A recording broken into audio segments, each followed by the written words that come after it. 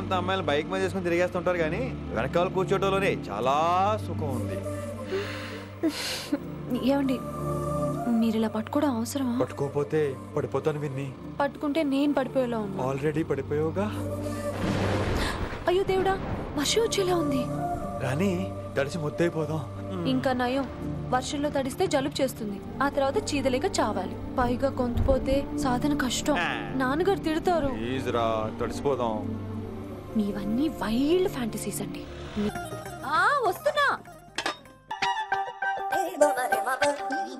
కొద్దిగా ఏంటమ్మా, ఒంట్లో బాగలేదా? బానే ఉంది నాన్నగారు.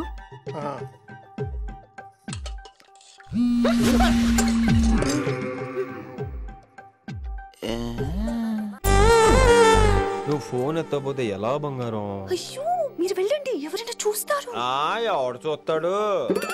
చూస్తే గీస్తే మీ చారు కేసే చూడాలి.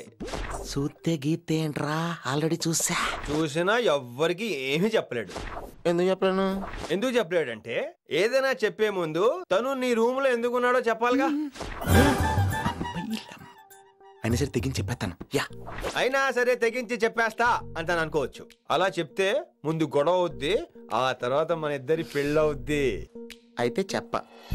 నిన్నిలా పట్టుకున్నా చెప్పలేడు, ఇలా ముట్టుకున్నా చెప్పలేడు, ముద్దు పెట్టుకున్నా చెప్పలేడు.